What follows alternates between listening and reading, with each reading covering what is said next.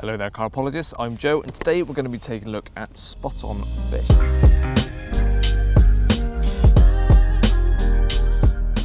Now this arrived in the post yesterday, so this is genuinely the first time I've had my hands on it. I'm going to give it a test this morning. First of all, you've got the package it comes in, and quite a nice black hard case, basically a little briefcase with two clips holding it together. Inside, sturdy foam inserts, so everything's in its rightful place, keeping it nice and secure so it's not going to get damaged during transport. You've got the main unit itself, two line tensioning devices, I'll get onto those shortly, your AA rechargeable pack with the lead underneath as well, the adapter to go onto a bank stick, and the instructions as well. Let's get all these items out, put it together, and give it its first use.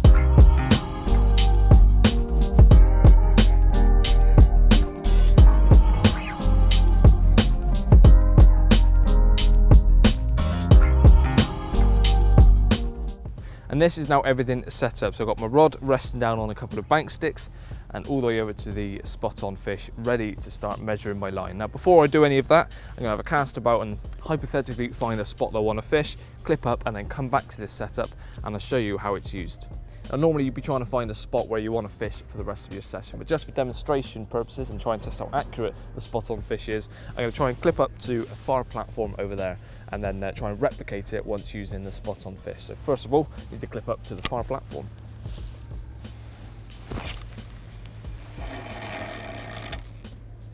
So that's all clipped up, time to go over and measure it out on the Spotonfish. Now I'm all clipped up and ready to use the Spotonfish to find out how far I'm fishing out. And as with any kind of accuracy fishing, you've got to make sure you cast from the same position, but also use this from the same position each time, just to eradicate any kind of false readings or different readings each time you use it. Firstly, at the other end, I remove the lead from my lead clip and put it into the main spool on the Spotonfish. There's a little cap that closes and keeps it all nice and snug in there. There's 4 slits on the spool, so you can pull your line out through one of those and then latch it onto the guidance spool, which is on the very top bar. Next up, you've got this little thing, the little bit of foam, which you open up, put your line into, like so, and then slide into your top or your butt eye, like that.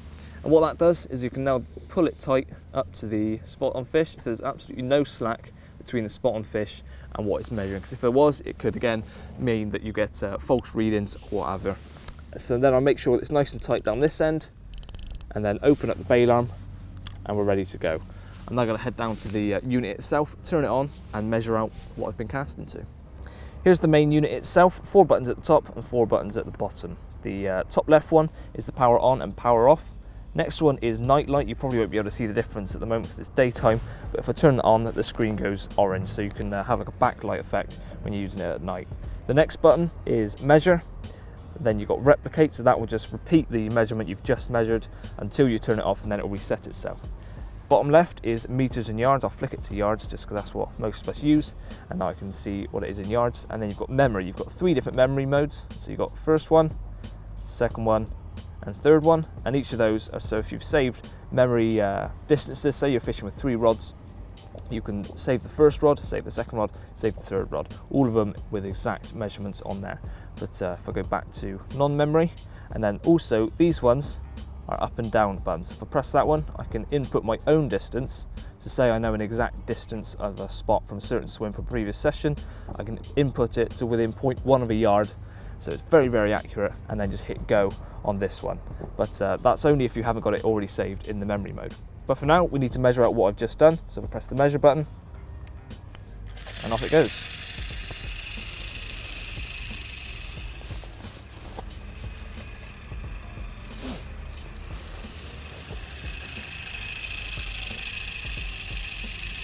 This will keep on taking line off my spool until it hits the clip, and as soon as it feels the resistance, it stops spinning.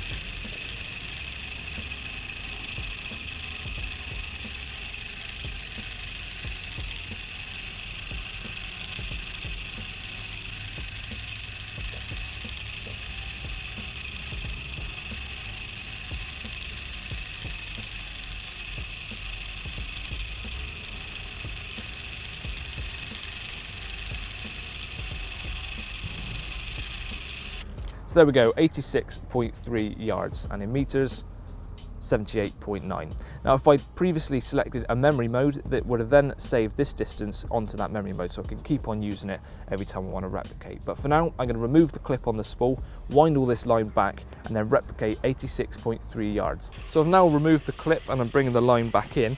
And the first thing I notice is that there's a resistance off of this, so there's no need to have my one hand up here holding the line to make sure it's going back on the spool perfectly, because it's offering enough resistance so that it's going on the spool nice and neatly. I've also still got the line tensioner in place, so it's just doubling up on the resistance, making sure that it's going back on the spool nice and smoothly.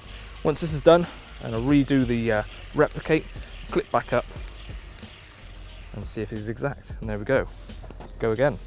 So my previous measurement of 86.3 yards is still on the screen because I haven't turned it off. So I'm going to press the replicate button and it should measure out exactly the same distance.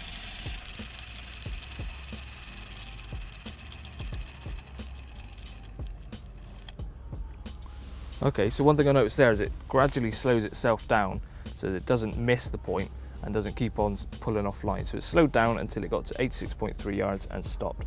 Now I'm going to go and clip up the other end and recast. Moment of truth then, I'm all clipped up. Cast from exactly the same point. Let's see if we can hit the same spot as where I initially cast.